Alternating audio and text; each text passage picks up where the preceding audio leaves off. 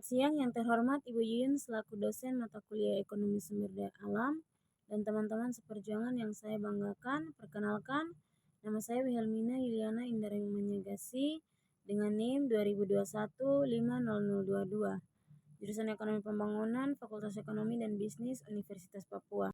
Topik saya adalah optimalisasi air dengan meningkatkan efisiensi dan keberlanjutan penggunaan sumber daya air.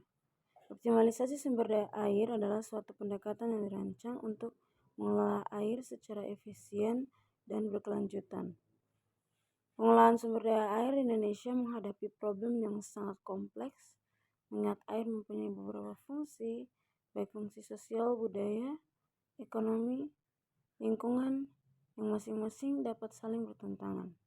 Dengan semakin meningkatnya jumlah penduduk dan intensitas kegiatan ekonomi, telah terjadi perubahan sumber daya alam yang sangat cepat. Berikut pentingnya pengolahan air yang efisien dan berkelanjutan. Ada beberapa alasan mengapa pengolahan air yang efisien dan berkelanjutan sangat penting. Yang pertama ada ketersediaan air minum. Persediaan air minum itu untuk kesehatan masyarakat. Yang kedua ada ketahanan pangan, itu untuk irigasi pertanian. Yang ketiga ada kelestarian lingkungan, itu untuk kehidupan swasta liar dan ekosistem akuastik. Terus yang keempat ada pembangunan ekonomi, yang dimana ada industri dan pariwisata. Nah, berikutnya adalah mengapa optimalisasi air penting. Pentingnya air dalam kehidupan sehari-hari. Yang pertama, tentang kesehatan manusia. Manusia membutuhkan air bersih dan aman untuk minum, mandi, mencuci tangan, dan keperluan sanitasi lainnya. Air yang terkontaminasi dapat menyebabkan penyakit dan bahkan kematian. Yang kedua, pertanian dan produk pangan. Seperti yang tadi, pertanian memerlukan air untuk irigasi. Tanaman dan hewan ternak juga membutuhkan air. Ketidakcukupan air dapat menyebabkan kekeringan dan kekurangan pangan. Yang ketiga ada industri. Banyak industri memerlukan air dalam proses produksi mereka.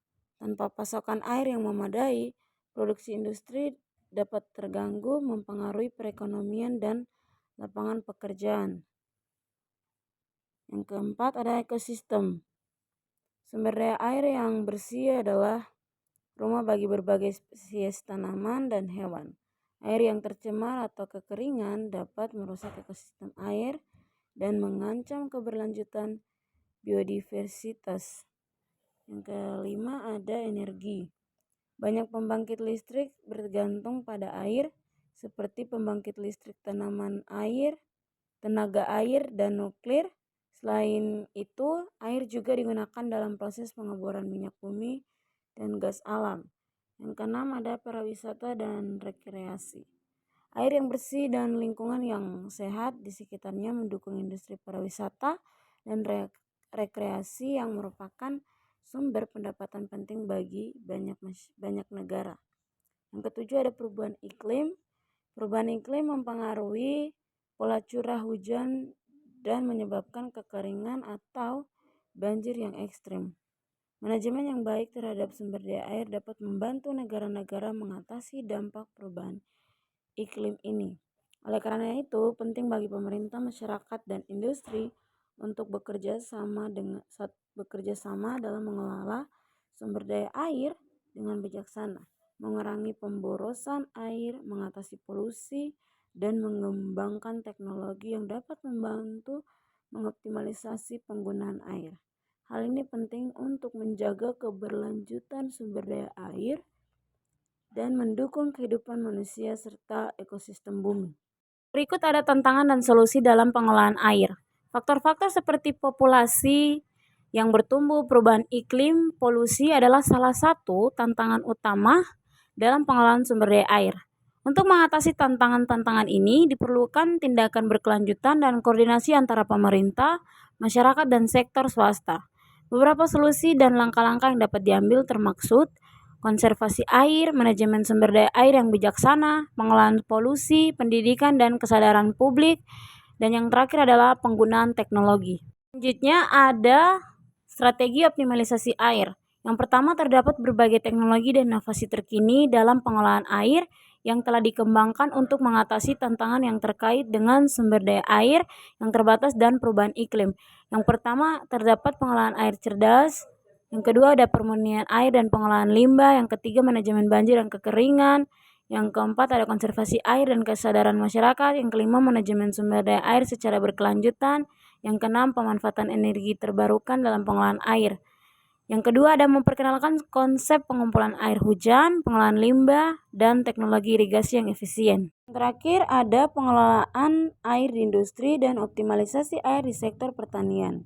Berikut adalah beberapa langkah yang dapat diambil untuk mengoptimalisasikan penggunaan air di sektor pertanian. Yang pertama adalah penerapan teknologi irigasi yang efisien. Itu menggunakan sistem irigasi tetes atau sprinkle. Yang kedua, ada mengadopsi teknologi irigasi cerdas yang memanfaatkan sensor kelembaban tanah dan cuaca untuk mengatur irigasi. Yang kedua, ada pengolahan tanah yang baik. Yang pertama itu menerapkan praktik konservasi tanah seperti penanaman tutupan tanah untuk mengurangi erosi, dan yang kedua menggunakan teknik tanam langsung atau minimal tanah untuk mempertahankan kelembaban tanah. Yang ketiga, ada pemilihan varietas tanaman dan yang tahan kekeringan. Itu dapat memilih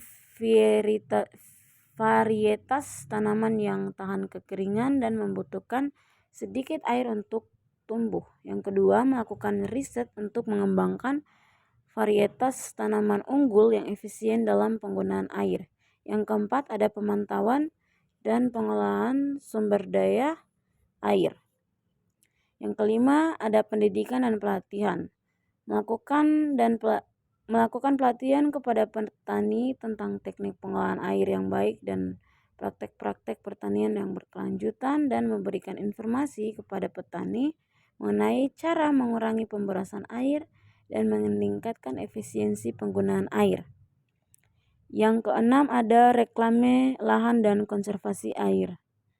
Melakukan reklame lahan pertanian yang terdegradasi untuk meningkatkan kapasitas penyerapan air tanah. Yang kedua, ada menerapkan teknik konservasi air seperti pembuatan kolam retensi untuk menyimpan air hujan. Yang terakhir, ada kolaborasi antara pemerintah, swasta, dan masyarakat. Itu dapat mendorong kerjasama antar pemerintah, sektor swasta, masyarakat dalam mengelola sumber daya air secara berkelanjutan, dapat membangun kemitraan antara petani, peneliti, dan pembuat kebijakan untuk mencari solusi inovatif dalam mengatasi masalah kekurangan air. Nah, berikutnya ada beberapa strategi yang dapat diterapkan dalam pengolahan air di industri. Yang pertama, audit penggunaan air. Lakukan audit untuk memahami seberapa banyak air yang digunakan dalam proses produksi. Ini membantu mengidentifikasi area-area di mana penggunaan air dapat dioptimalisasi atau efisiensi dapat ditinggikan. Yang kedua, daur ulang dan gunakan kembali. Implementasi sistem daur ulang air untuk mengolah air limbah sehingga dapat digunakan kembali dalam proses produksi. Teknologi daur ulang air dapat membantu memurnikan air limbah untuk digunakan kembali. Yang ketiga, ada penggunaan teknologi hemat air. Penggunaan teknologi yang membutuhkan sedikit air, contohnya gunakan peralatan produksi yang efisien air dan teknologi pembersihan yang menggunakan tekanan rendah. Yang keempat, ada penyaringan air. Pasang sistem penyaring air untuk menghapus zat-zat kimia dan kontaminan lainnya dari air limbah sebelum dibuang atau sebelum digunakan kembali. Yang kelima, ada kampanye kesadaran karyawan. Edukasi karyawan tentang pentingnya pengamatan air dan melibatkan mereka yang dalam upaya pengolahan air yang berkelanjutan. Yang berikutnya, manajemen air limbah. Kelola air limbah dengan baik dan untuk memastikan bahwa air yang dibuang ke lingkungan sesuai dengan standar keamanan dan lingkungan yang berlaku. Ini melibatkan pengolahan limbah dan pemantauan kualitas air yang dibuang. Yang ketujuh ada pemantauan dan pengendalian. Pasang sistem pemantauan untuk memantau penggunaan air secara real time. Data ini dapat membantu mengidentifikasi ketidaknormalan dalam konsumsi air dan mengambil tindakan cepat. Yang terakhir ada inovasi teknologi. Terus mencari dan mengembangkan teknologi baru yang dapat membantu dalam pengolahan air yang lebih baik, seperti teknologi pengolahan air yang inovatif dan hemat energi.